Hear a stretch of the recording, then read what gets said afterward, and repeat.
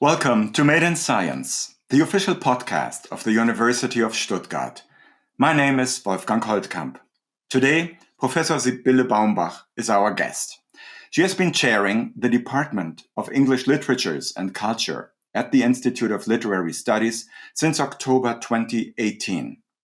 And in April 2023, she became also president of the prestigious German Shakespeare Society, which is one of the oldest literary societies in Germany and the world.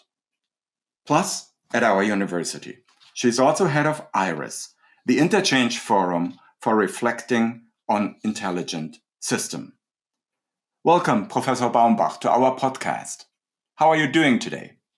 I'm very well. Thank you very much. Pleasure to be here.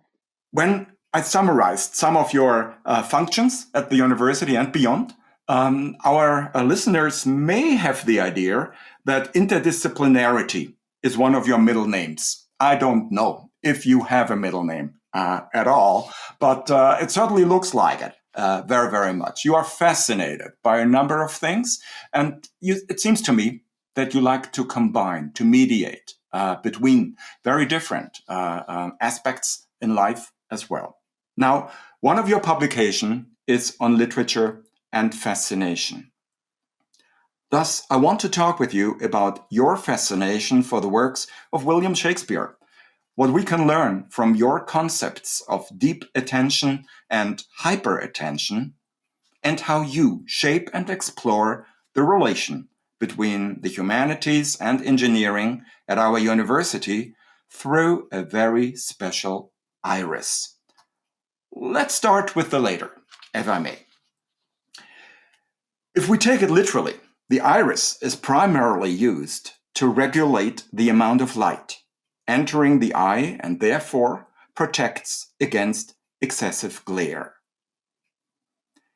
Now, at the university, I've seen you often as a representative of the Interchange Forum for Reflecting on Intelligent System.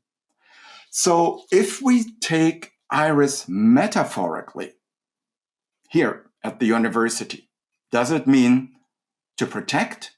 Does it mean to regulate, like its namesake, that refers to the eye? Or is it something entirely different?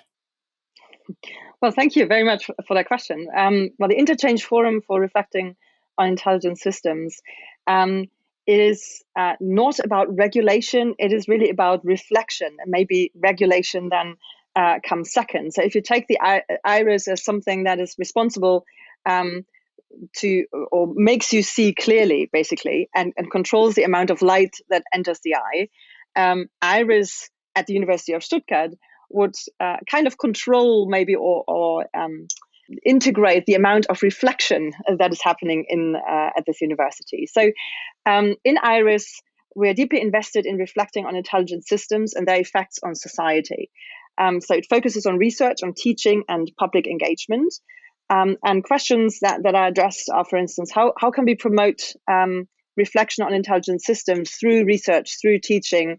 How can we avoid discrimination in AI decision making? What are intelligent systems? And you might be surprised that I am a literary scholar and I'm actually part of IRIS, but IRIS takes this notion of intelligent systems in a very broad sense. So it's not only about AI, but it's also about other intelligent systems. So systems that are adaptive, dynamic, responsive to other systems. And we also had one workshop actually that tackled the question to what extent literature and culture could be seen as intelligent systems. And literature, if you think about it, plays a huge role in reflecting about the ethical responsibilities, the ethical challenges that come with these new technologies. So it's about controlling in the sense that it is about making us reflect about what we do in our research and about the changes and impact on society that AI and other intelligent systems will have. And here we are again, the ethical you mentioned and the technological as well. And that brings us, of course, to AI that you also just mentioned. With ChatGPT, we have entered a new dimension of engaging with texts that refers not only to literature, that goes beyond, I guess, as well. Some say that this development means that new tools are needed by our students, but also by us, the lecturers, to evaluate texts, to work with texts, also to prepare in our studies the students for what their challenges will be outside of the university. Now, I wonder, is IRIS involved in that topic? I would assume it is. If it is, are there any recommendations by IRIS which tools should be implemented in study programs, or any other recommendations that IRIS would have? Yes, I mean, ChatGPT is a huge challenge. We cannot ignore it, and it won't go away again. So we have to deal with it. And as you say, we need new tools, and we also need a shift in skills. And IRIS has organized several events already on ChatGPT, especially a series entitled Living, Learning, and Writing with ChatGPT. And there is a program within IRIS that concentrates on teaching, which is Rising, so reflecting intelligent systems in teaching. And there we're discussing how to make students aware of the potential, but also the limits of ChatGPT. So, for instance, recommendations include integrating certain exercises in teaching. For instance, let your students write short essay on a specific topic with the help of ChatGPT, and then discuss the results, and discuss why also some students may have different results. And also do a fact check, because ChatGPT still makes quite a few mistakes. It is learning, but especially when it comes to bibliography or sources, there's quite a lot that is actually not correct. And to make students aware of this, and also make students aware of the fact that these systems are kind of tailored also to the users, that will be one challenge. Because especially in the humanities, where we still have essays and students still write essays, the temptation to use ChatGPT is huge. So we have to deal with it, and maybe also reorganize the way we assess our students based on written work. Against this background, is there already anything in particular that you yourself have found particularly successful, an approach that has worked for you and your students in dealing with these matters? You already said, why not have the students, or why not ask the students to write an essay, use Chat GPT, but also then perhaps compare to an essay written the traditional way, and all of that. But is there anything else? What are your experiences so far? Well, for instance, you could also use it to discuss poetic form, or to make students aware of what works and what doesn't work. For instance, I used it to teach Shakespeare and the Shakespearean sonnet. So I asked ChatGPT to write a sonnet on a certain topic, let's say Shakespeare's libraries or love, in the Shakespearean form. And then it comes up, of course, with the sonnet. And then you can present that sonnet to the students without telling them that this is a sonnet by ChatGPT, and let them discuss the form, let them guess, or guess the date when it was written. And then you reveal, of course, the origin, and then you can discuss kind of the scheme, to what extent, the ChatGPT was successful or not. And actually also, just for the fun of it, I asked ChatGPT also to write a drama, a Shakespearean play. And I found out that ChatGPT is actually being very modest sometimes. So it said, I can't do Shakespeare. It's too complex. So I can't possibly give you a whole drama. But here's the opening scene. I actually presented an opening scene, which also shows us and shows the students that there are certain conventions, generic conventions, which, of course, ChatGPT is also based on. So in order to teach genre, poetic genre, dramatic genre, you can use ChatGPT, the examples that it actually provides, in order to spark ideas or open up a discussion among students about these things. Let us see what advice we can get from Shakespeare in this matter. You already mentioned him, of course. In his tragedy, Othello, the character Iago is the villain who embodies a very demonic figure. Actually, he comes on stage and tells the audience very clearly that he is only playing the good guy, but in reality, he's the bad guy. And I think the iconic sentence that he says is, "I'm not what I am." The audience must constantly check which Iago is in front of, is on stage right now. The audience must constantly rethink the character behind it. My question, what does rethinking mean for you? What needs to be rethought, also beyond university affairs, that you come across, perhaps also in the relation between the humanities and the so-called hard sciences? That's a huge question. Well, first of all, Shakespeare. it raises huge questions, and this is why he's so popular, actually, because he is so, or his plays are so problematic and so complex. Well, with Iago, I think what interests me in terms of research is also this this idea about attention. But I think we probably might get to that because you asked a question about the humanities now. So Shakespeare makes us take on different perspectives, and Iago is a wonderful example because he comes on stage first before Othello even shows up, and we side with him because he is opening up to us. So actually, we side with the villain, which is a problem, of course. But literature is not always ethical, and we're not always ethical readers. And this is also kind of the fascination that we find in literature. So literature makes us take on perspectives or roles that we couldn't possibly take on in real life. And coming to the humanities and the hard sciences, I guess you're probably hinting at the question, why the humanities, or what can the humanities actually offer? And this is a question, of course, that concerns us very deeply. And I think the humanities have to be much more optimistic regarding the things that they can offer and the things that students bring to the table. And they also have to strengthen what they can actually, or how students are trained for what kind of jobs. Now, in the humanities, you're not trained for a specific job unless, of course, and many students do this in Stuttgart, you study to become a teacher. But if you're studying for a Master of Arts, why should you study the humanities? But the humanities is actually about who we are, about how we think, about how people can be manipulated, about the history and development of our culture, about how ideas come into being, what drives a villain. Put yourselves into a villain's, in Iago's shoes. And it is also about some of the greatest challenges that we face today, about aspects of gender, race, class, performance, identity, senses of self.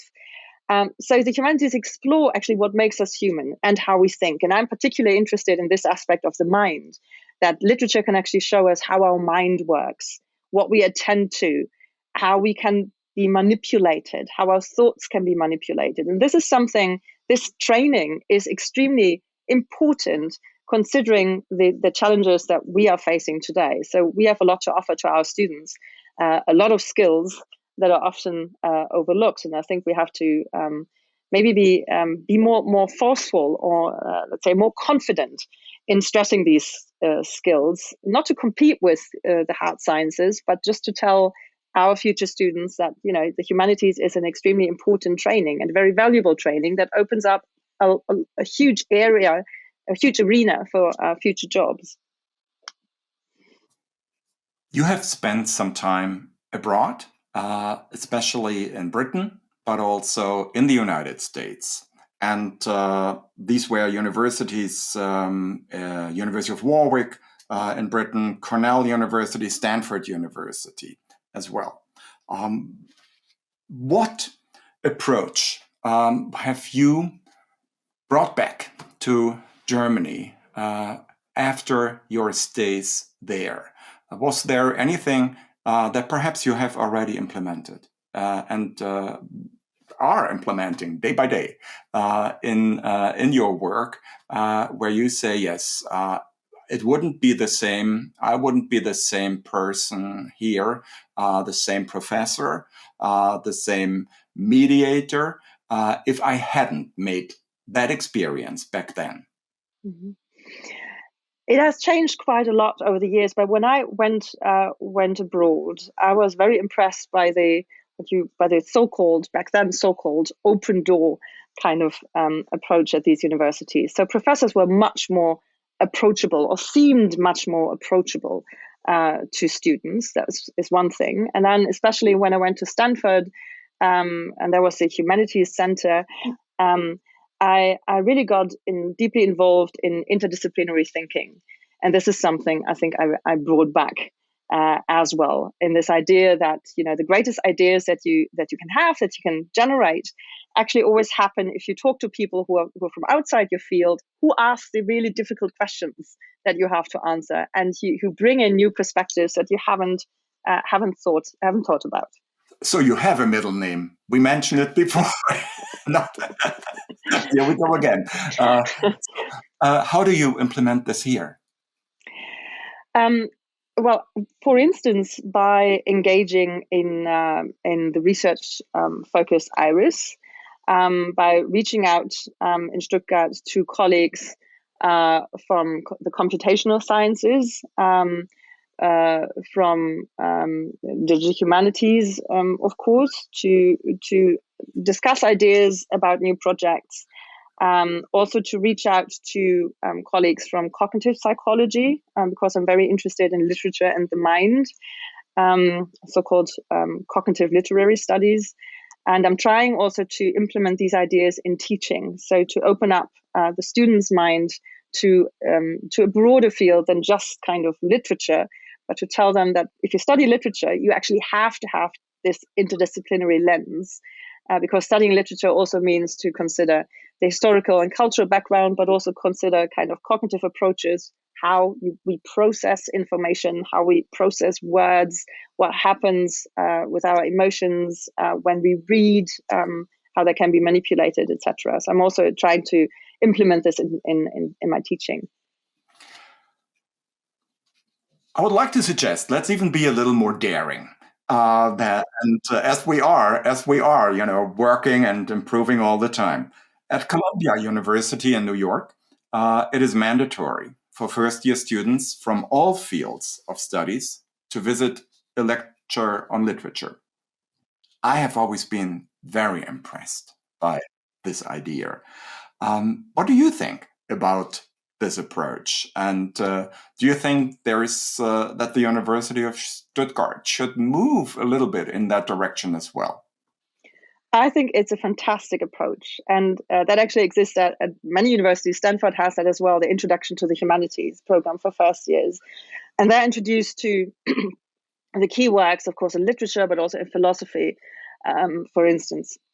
And all students have to take this. I think that's a wonderful approach, because you have to confront them also with the difficult questions about identity, about the self, about the history of our cultures, our values. I think that's extremely important. I would love to implement something like this in Stuttgart. We've seen how difficult it is to implement something across all areas with a module or with a teaching idea that was raised in IRIS, namely kind of a reflection module or a reflection element that should be integrated also across the university to make students in all subjects reflect on intelligent systems, whatever that means in their various subjects. But it's very difficult to implement this because the study program is so tight, and students today also often want to get the general requirements out of the way. And they're often afraid that their studies will take longer if they, look beyond into other subjects, other disciplines. So this is a major problem. But I love the idea of implementing something like this as a kind of mandatory course. That would be fantastic. I'm all for it. So it's moving, definitely, and as it should be, I think. Would you say that switching to the bachelor's and master's system in around 2006 and years that follows, that has been nearly 20 years ago. So it's about time for a rethinking. We talked about rethinking. It's maybe time for reform and double checking what worked, what didn't work, and where we have to be courageous to make it work even better behind this idea. In your field, or from what you have seen, where would you start? Next, we have to start with change it in this direction. Changing the BA and MA program. Adding, subtracting, definitely adding. Adding, okay. Definitely adding. We have to add more courses actually in the specific fields. So for instance, if I take our Master of Education program, of course, a lot of courses also focus on pedagogy because these are future teachers, but less and less courses focus on the actual thing, on literature. So it's really hard to convey kind of, or to make them get a deep insight into English literatures because there's actually few courses that they have to take. I would also make it mandatory to spend at least a semester, but rather a year abroad. Many students do that. Many students don't because they're afraid that they will lose time. It's now more complicated, of course, due to Brexit, but it is vital that students do that. And I would definitely also make them take a course in a different field. So definitely also heighten this interdisciplinary aspect, which is extremely important for them to gain a broader picture and to change perspective, and also to be confronted with the difficult questions and then return to their subject, their core subjects, with a completely different view. You have talked about the concept of deep attention and hyper attention in your research. And I wonder if, again, this can help us, this understanding of deep attention and hyper attention in bringing things forward in what you just mentioned and talked about. Can that be applied? I'm not saying modified, but applied to the situation. But perhaps first, what do you understand by these two terms? Well, these two terms were not coined by me, unfortunately, but they were coined by Anne Catherine Hales, and she refers to deep attention as something that we experience, for instance, or enact rather when we read a novel, a Dickens novel, for instance, because we really immerse in the narrative. And hyperattention is something that we need when we read, for instance, text online, Twitter, when we have to change between change to various sides, click hyperlinks. This is hyperattention. Both are needed. Again, there's a shift in skills, so we don't only need to teach deep attention, we also need to teach hyperattention. So I think it's a combination that is the solution here. So both are needed. But I think this aspect of deep attention becomes more and more significant also with regard to schools. If you see what is being read at schools, how people read, it's wrong to say that the new generation doesn't read anymore, because they do actually engage in long novels. Think about the Harry Potter craze, anything like that, or Game of Thrones. People started to reading these long novels again. But it is true that the younger generation is rather geared towards hyperattention. I think one of our tasks is to bring back kind of a balance, and also make them reflect about what it means to be attentive. So again, this aspect of reflection, and this is one of our tasks, of course, especially in literature or literary studies. It's not only to convey knowledge about literature, but it's also about how do we read, why do we read this way, to make them reflect about what texts do with us and what we do with texts, basically. You're also president of the German Shakespeare Society, and you mentioned schools just a moment ago. I wonder if that is on your agenda in the society, or actually currently what is going on and what will be next, upcoming, refreshing, always refreshing, and updating. So much of Shakespeare, never out of time, never out of touch. But of course, at the same time, we also need to be willing and ready and have the tools and the means and the ideas to work with Shakespeare's texts. On what levels will you engage in the society? I mean, one of the key aims of the society is fostering the knowledge and the works of Shakespeare in Germany, basically, or the German-speaking countries. And of course, schools are on my agenda, and they have been on the agenda of the German Shakespeare Society for quite a while. because Shakespeare is covered at schools, but due to our federal system, not always to the same extent. So I know of cases where they have to cover Shakespeare, and they covered this topic by reading articles published in The Guardian on plays and performances that these students never saw and have never read, which is atrocious, actually. So bringing back Shakespeare to the classroom, also taking away some of the fears that students have actually when they encounter Shakespeare or hear about Shakespeare, because these are old texts, and the language is difficult. So how can I understand it? So that is on my agenda, actually, working with school teachers, working with schools, also with policymakers to ensure that Shakespeare will stay on the curriculum and will also be covered, because I think that's very important, because these plays are very problematic, but they have a lot to say about the state of our culture, about our world today.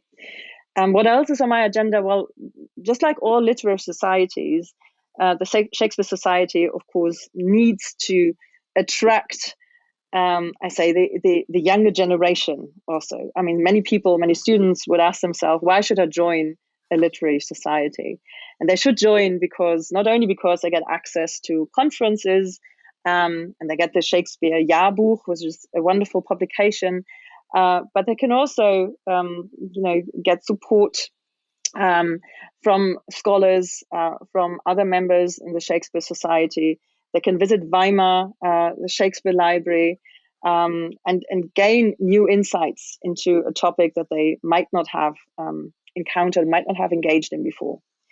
So these are two things on my agenda. But a lot, what the Shakespeare Society is doing is, or has been on a very high level, and I'm just trying to continue this work as well, which is a huge challenge already. No doubt about that. While we have you in Stuttgart, however, you can do a lot, and I think you do, in the city of Stuttgart as well. Stuttgart has exceptional theaters, very experimental, very open, Yes. very ready, many art forms dedicated to Shakespeare as well, I guess, at this moment as we are talking. How do you see yourself, your role as a mediator of Shakespeare, of literature, that you teach here in the city of Stuttgart, and perhaps even at the university? Yeah, the Schauspiel Stuttgart is wonderful. They have two fantastic productions, The Tempest and Twelfth Night. And we are actually collaborating with them already. So we had a study day on Twelfth Night, and people from the Schauspiel Stuttgart were involved. Gwendolyn Melchinger, for instance, and Burkhard Kominski are wonderful collaborators at the Schauspiel. So one task or endeavor will be to continue this collaboration and also make this fruitful for the students. I mean, students are regularly invited by the Schauspiel to come and at reduced prices, of course, and come to the dress rehearsal actually for free, which is a wonderful offer. So I would like to continue this. And with regard to the city and the Shakespeare Society, what I haven't done that, but what I like to do is also to organize some kind of events, maybe some discussions with actors, with dramaturgs, with the general public, where people from the university are represented, and we just open Shakespeare to a greater public. So these kind of events. But this is something that I still need to work on, but this is on my agenda. And again, we cannot help it. Shakespeare all over. I think one of the reasons for the immense popularity of the playwright, the writer as such, is also that in his works, people are not told what to think or to feel, but his works show how to do so. There is a lot of showing going on, and that requires a very active recipient, an audience that goes with it. That, as we mentioned at the beginning of our conversation, always you put yourself, in the context of what is going on stage and translate it into your times. That brings me to the question about beyond the university to society. Where do you think society would have to open up even more to the challenges that we see around us currently? That society should open up even more. Well, I think it is our task to approach the general public and show them that we are actually very open to their questions. So I think the task of opening up is actually on us. So society should, of course, be open-minded and maybe also be ready to, or be more daring when it comes to also attending events at the university, because that's not always the case. And maybe, I know that from students, maybe it seems a little bit daunting. If something is happening at the university, you think, okay, this is too complicated and I won't understand anything, so I won't attend it. So maybe be more open-minded, be more daring to engage in these kind of conversations and events.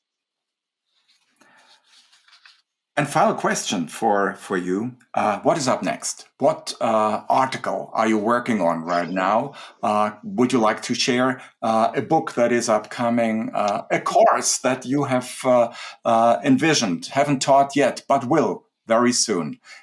Please let us know. Oh, all of it, certainly. So a course that I actually that I'm planning to teach in the summer semester is a course on toxic Shakespeare, where I would like to discuss plays that are the most problematic plays because they are about anti-Semitism, about racism and misogyny. So The Merchant of Venice, Othello, and Taming of the Shrew, and discuss them with students, because these plays take you on a journey. They might start with anti-Semitic sentiments, but in the course of the play, the tables are turned quite radically. And this is a process that I would really like to discuss with students, because these are plays that are actually sometimes not performed anymore. And there's a huge discussion in the US. They're actually banned from theaters or banned from the curriculum. So this is a discussion that we need to engage in. So this is a course. An article that I would like to write is actually about Othello and the art of attention, because I think Shakespeare's theatre is very much also about attention, because early modern London was a place where a lot was happening, and the theatre was part of the greater entertainment culture. And the Puritans attacked theatres because they would distract people, so take their attention away from prayer, from work, etc. And the theatres, I think, took up this idea and actually displayed strategies of attention to the audience. So if you think of Iago, I am not what I am, we constantly have to show a kind of divided attention to be able to shift between the two personae. And Othello, of course, fails tragically because he has this fixation, this kind of fixed attention on the handkerchief, on the betrayal. And this is something, of course, that the theatre would caution people against in a way. So that might be the article. And the book that I would like to write is also about attention and the short story. So it's about how the short story actually reflects on aspects of attention, and how the short story can be seen as a genre that responded to attention anxieties that were very very prevalent towards the end of the 19th century. So you see, I'm very invested in this idea of attention, deep attention, hyper attention, divided attention, what have you. And this is something that I'm actually very, very focused on currently in my research. Well, thank you very much for that outlook already. At the end of our conversation, we have a piece called Moment 7.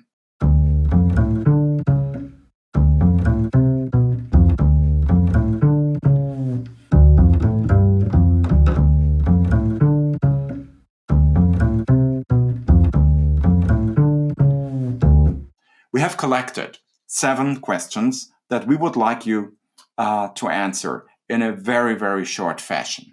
And we call them Moment 1, 2, 3, 4. Here we go. Moment 1, Spätzle or Maultaschen? Maultaschen. Moment 2, one thing that you would like to change about the world is? I think based on the current situation, bring in a lot more kindness and collaboration. Moment 3. Do you have a recommendation for a book or some music or a movie that you would like to share? Ellie Smith's Seasonal Quartet, definitely worth reading. Moment 4. For yourself, the best advice that you have ever received was? Don't worry too much and be more daring. Moment 5. Your favorite place in the city of Stuttgart is? The city of Stuttgart. It's the Opera House. Moment 6. Please finish also this sentence. If I could start all over again, I would do the following differently.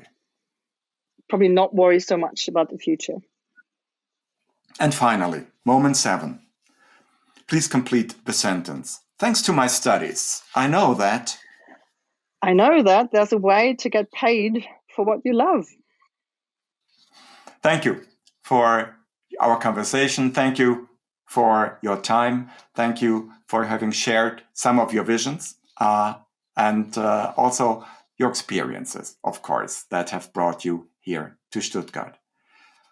Wishing you all the very best for the upcoming projects. And once again, it has been a pleasure talking with you today. Thank you so much. And to our audience, on behalf of the podcast team, please stay tuned for our upcoming conversations that are always based on what is made in science.